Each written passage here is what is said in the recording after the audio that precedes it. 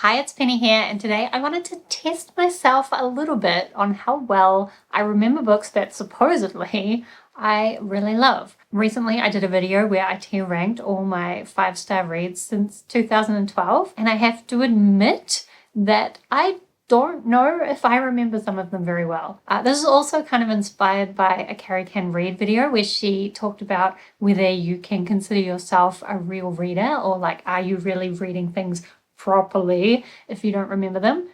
The conclusion is yes, whatever. Some of us just have bad memories, okay? But still, I thought it would be fun to test whether I remember my 5-star books. So I have a list. It's 113 books, but I think there are some duplicates in there. I know there's some duplicates in there. So I'm going to randomly generate some numbers to pick books out of that list, and then we'll see for each book. I think I'm going to have the potential of getting 3 points, one for whether I remember the characters, one for whether I remember the general plot or the premise of the book, and then one for whether I remember the ending. I will mark if I talk about any spoilers, but I actually think I'm really bad at remembering endings, so we'll see whether there's even any spoilers in this video. Maybe not. So I'm going to get Google to generate me a random number, and the first number is going to be 62, which is...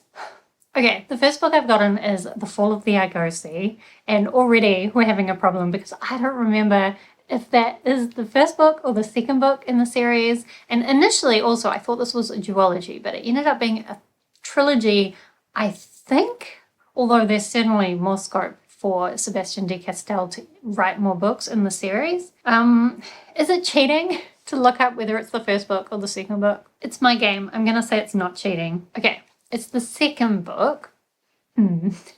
That makes this harder. But I do remember the main character's name is Furious Parfax because this is a spin-off from the Spellslinger series following Furious Parfax, who I really love. I don't know that I can remember any other characters' names, but that's not the point. The main character's name is Furious Parfax. So 1 point for that.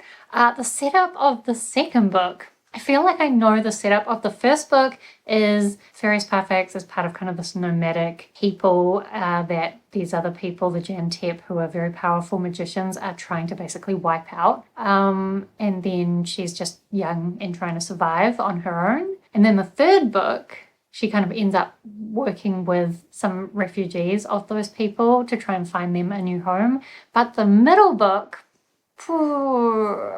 she is, I think she's trying to track down her friend or something and save her. And the magic is something about like voice. Is that in the first book? And how does it end? Furious is probably really clever and some things happen. I don't think I can give myself any more points for that. 1 point. 1 point for the first book. Okay, let's generate another number. 56. Okay, I have this one. So this is a little bit hard. I got The Liminal Zone by Junji Ito, but this is a short story anthology and each one is a scary story. I guess the question is, do I remember any of the short stories? No, I don't remember this girl. I don't remember this. Oh, do I remember this statue?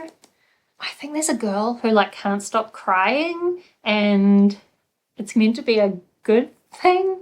Oh no. What if I read the titles of the different stories and we'll see if we can remember any of them. Weeping Woman Way. I think that's the one where the girl just can't stop crying. Sounds like me. Here she is. Also, Madonna, I guess that's what this back one is about. The Spirit Flow of, I can't say this, Aokigahara. It's a really creepy one. I think about this guy ends up in a forest and I don't remember it well enough to describe it. And Slumber, I guess must be something about sleeping. I don't know any characters' names, but this isn't really the kind of book where you know characters' names. One's probably called The Weeping Woman. Can I have a point for that? You know, I think I'm going to give myself half a point because I know it's a horror short story anthology. And that's enough really, right? Anyway, so far we're doing really badly and no fear of spoilers. Let's generate another number. 85. I have this one too somewhere. Okay, so 85 is Arrival by Ted Chiang, which is actually a short story anthology called Stories of Your Life and Others, but the movie tie-in edition is based on the movie Arrival, or the movie Arrival is based on one of the short stories in this book. Wow, I have just 2 little tabs in here. Interesting. So I guess if we're going to talk about this book, we could talk about the short story that Arrival is based on. Is it called something about stories of your life? Oh, the first story is called Tower of Babylon. I remember that one is about these people who are like building this stairway to heaven, and they just keep building until they hit the sky. Do I totally remember the ending of that? Not really, but I remember something from that, right? The story that Arrival is based on must be story of your life, because it's like this mother talking to this child and I guess telling her life, but also talking about this experience she had where these aliens had landed on Earth, and because she's a linguist, she's gone to help like translate for them. And I do remember the ending of that. The ending is a super twist though. So I don't really want to say it because I love Ted Chiang, and if you haven't read it, you should go and read it. Maybe I won't put spoilers in this video, but the ending is all twisty kind of time stuff. And it's more like, and this is what Ted Chiang does a lot, that the ending changes your perspective of the whole story. But also, can I remember the characters in that story? No. Not at all. So I think I can give myself 2 points. 1 for knowing the premise and 1 for knowing the ending, but the characters, no. Okay, we're doing a little bit better. Let's generate another number, 32. Another one on my shelf. Okay, so Lightfall. The main characters. We have Bee, who is this young girl with a lot of anxiety, and this guy who's a Galdurian. What is his name? What is his name? I've read 3 books in this series. I should know his name. Nope, no idea. So I'll give myself half a point for knowing the characters' names. But basically, Bee is living with her adopted grandfather, this pig wizard. He's a bit scatterbrained, and he's gone off to do something important, and they realize he's left something behind or he's forgotten something, so they go chasing after him.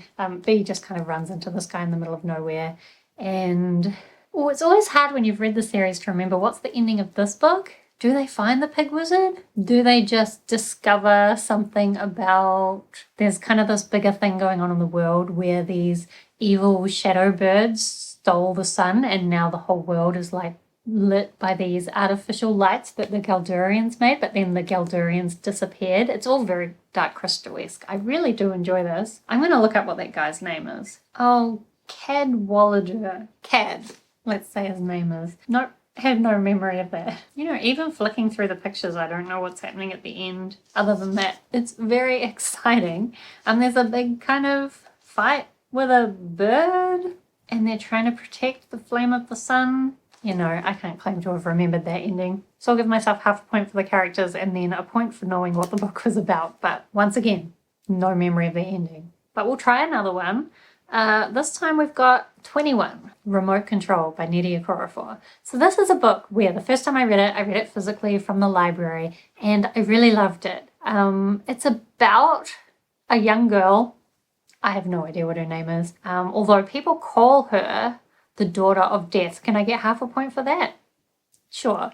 So basically she's this young girl living in Africa, and she gets malaria, and also this man comes to visit and buries something in the yard, and somehow she gets this ability to basically kill people, and she's traveling around and everybody's really scared of her, and it's just her trying to find a place for herself. Is that right? I'm not confident.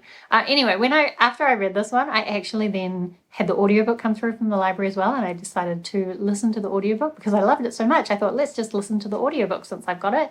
And I didn't like the audiobook experience at all. But what's worse in terms of this video is that I read it twice, like very close together, but I read it twice. So wouldn't you think that would like cement the story in my head?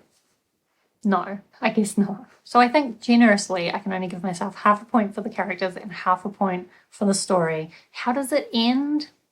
I really don't remember. Okay, let's do another one. So we have 85. Did I do that number already? If I did, I'll just do whatever's next. Okay, so next would be 86, which is Call Down the Hawk by Maggie Stiefvater, and somehow I knew that the series was going to come up in this. Call Down the Hawk is the first book of the Dreamers trilogy, which is a spin-off series from the Raven Cycle. Our main characters are the Lynch brothers, Declan, Ronan, and Matthew, and we also have Jordan and Hennessy, who are like art forgers, and kind of both those groups are wrapped up in the magic of the world. And then we also have Carmen and I think eventually Lily, and there's a guy, but I've forgotten his name, something like Sebastian. Anyway, they're trying to track down users of magic and kill them because they think they're going to cause the end of the world.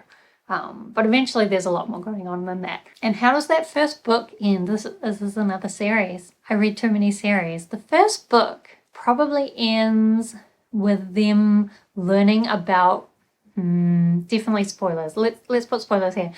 Something to do with them learning about these artifacts that can keep dreams awake, because these people have people who they care about who are actually dreams, but when dreamers die or go too far away, dreams then fall asleep, and so these dreams that they care about and want to be living as actual people require some kind of item that will keep them awake. And I think the first book just ends up with them kind of learning that these things exist. And maybe it also ends up with the magic, people who are against magic kind of learning about our other characters.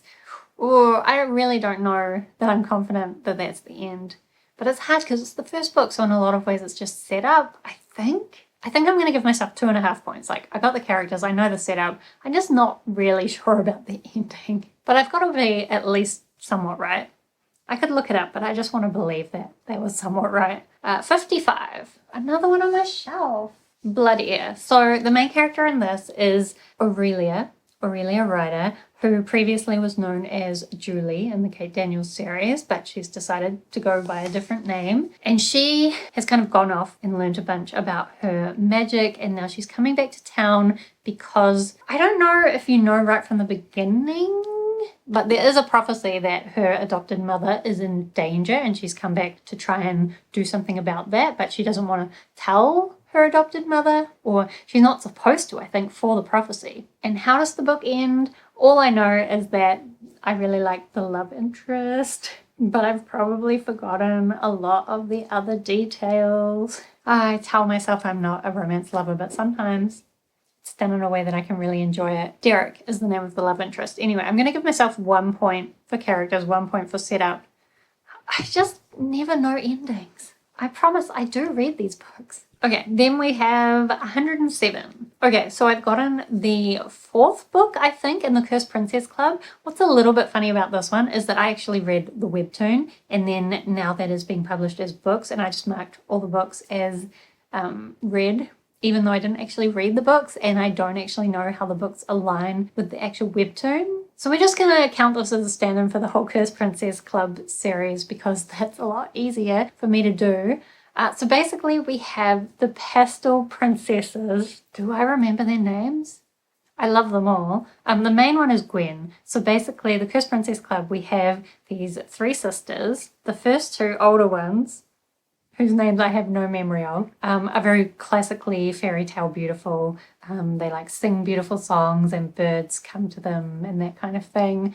And Gwen has like green skin and green hair and is more like pointy teeth and wakes up with a possum on her head. Like, she's not classically beautiful, but these 3 princesses have been betrothed to the 3 princes of the Plaid Kingdom. They are called Blaine something and Frederick. And at first, the princes see a picture of the princesses, and the prince, Jamie, the princess's brother, is also there, and he has beautiful pink hair and very sparkly eyes, and so they think he's the 3rd princess, and they think that Gwen is just like some kind of mistake in the picture. So when the princes and the princesses finally meet, the 3rd prince is very upset about who he is betrothed to, and then that leads Gwen to going off into the forest and discovering this whole cursed princess club where there are these princesses that have different curses. Like there's one with lobster hands. She's actually a lobster princess, but she's cursed to look like a human.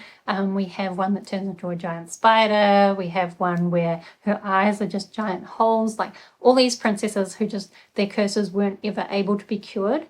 And Gwen forms a tight friendship with them, even though throughout the whole series you're kind of wondering, is the way that Gwen looks actually a curse or is it not? So the end of the series, spoilers, you do get to know who Gwen's mother was and know her story, and kind of the princesses all stand up for Gwen against the princes who are sometimes dicks, sometimes nice. And it all kind of works out amazingly. There's a lot more to the story, but I really loved it. And I think I did the best job of remembering that, except that why do I not remember all the princesses and princes' names? That's the worst. Am I going to look it up? Let's look it up. Okay, the princesses are Maria. That's a very generic name. Who's expected to remember that? Maria, Lorena, and Gwen. And then the princes, Blaine, Lance, and Frederick. I think I couldn't remember Lance because it's too similar to Blaine. And I didn't really try to remember any of the other characters. There's quite a lot of them. Anyway, I'll give myself half a point for knowing the characters and then 1 point for the setup and the ending. Let's just do 2 more, so it's 10. It's a nice round number. We love round numbers. So this is 112. It must be just one from the end. Shaman's Crossing by Robin Hobb. I have 2 books from that series, but not the first one, which is what Shaman's Crossing is. So Shaman's Crossing is like a separate series from Robin Hobb's run with the Elderlings. We're following Navarre as he is the second son of a soldier's son. So that basically means in this world that he's going to become a soldier's son, and he really wants to do everything he can to make his family proud of him and become a great soldier. But many things get put in his way. He becomes exposed. It's kind of in this like alternate colonial America, and he gets exposed to this magic of the indigenous people, which really puts him in the middle of this horrible colonizational process where he's a little bit in both camps, and it's really awful for him because he really has no control over anything that's happening. But I guess the story is really just about him learning more about the magic, and also this battle between these different peoples. The ending, spoilers, and Navarre finally does what the magic wanted him to do, and as a result there's some forward progress in terms of these different cultures being able to more peacefully coexist. So I haven't said all the characters' names beyond Navarre, but I remember a lot of them. I love Epony, I love Spink. So full points for that one. That's the first one I've gotten full points on, but admittedly, I did read that probably more recently than some of these, which is definitely a factor. Anyway, last book. Let's hope it's one that I really remember super well. 62. Okay, 62 is Emerald Blaze by Ilona Andrews, one of my favorite authors, the same author as Blood Heir. So this is which book in the trilogy? I said it's not cheating to look that up. Let's look it up. For starters, the Emerald Blaze is part of the second trilogy of the Hidden Legacy. This is following this family of private investigators, and the family has 3 sisters who are all very powerful in the magic. That's kind of like genetically, what's the word? Like people get it based on their genetics. And so the older sister has the ability to know whether people are lying or not. And the next sister that this second trilogy is about follows Catalina, who's able to make people fall in love with her. But that has gone really bad for her when she was younger and struggling to learn how to use her powers, because she would sometimes make people like desperately fall in love with her, and they would just be like so over the top that they wanted to kill her, kind of like Tomie, sort of. So she's really had to learn how to apply her magic in a way that's actually useful. So Emerald Blaze is the middle book in the trilogy, and Catalina, I don't remember individual books in this series. I remember that Catalina has had to take over kind of this private investigation company, or more she's had to take over the house because of the whole way the politics in this world work, and she's just trying to keep it all together, I think. But also these books always kind of have like a murder investigation. I don't remember what the murder investigation is. Also she has a love interest, because these are always kind of romantic. His name starts with A. Alessandro. I think that's right. And they kind of end up working together on these murder mysteries, and he is really powerful. Oh, he can kind of like pull objects from anywhere. Oh, and Catalina's also being trained for this like other magically powerful position. But how does the book end? They discover who the murderer is. I mean, that's how all the books end. Honestly, I can't claim to know the answer. But these books are a lot of fun, so I wouldn't be against rereading them at some point. But anyway, let me add up my score. I think for Emerald Blaze, I'll give myself a point for the characters, a point for the setup. Well, I don't remember the exact murder mystery, but whatever, good enough. But no to the ending once again. Okay, so out of a possible 30 points, I got 18, which is more than half, so we're going to count that as a win. Interestingly, endings were what I was worst at. 3.5 out of 10 for that. And honestly, I'm not surprised. And it's kind of a good thing, because it means I can reread books, not remember the endings, so I still enjoy the reread experience, and I just know whether it's worth rereading or not. Then kind of in the middle, 6.5 out of 10 was whether I remember the characters' names. Honestly, for some books, the characters' names are not really that important. Like, I like to read a lot of plot and like concept and ideas books where the characters just aren't the main focus. And where I did really like the characters, I think I remembered the characters' names, so that's okay. Then what I was best at was remembering what the books are about, which admittedly you don't even need to read the books to know that, so whatever. I don't think you need to remember books perfectly to count it as you've read the book properly. Like, the main thing is the reading experience, and I actually think it's really good that you can reread a book again and like have that experience again, because otherwise there'd really be no point in owning books that I already loved previously, right? Because I would never want to reread them, but I actually do. Anyway, let me know, how well do you think you remember the books that you read? Like, if you think back on some of the books that you've given 5 stars, do you remember all the details? Do you remember endings? Because that's what I'm the worst at. Let's chat about it down in the comments, and do subscribe if you'd like to see more of my bookish videos.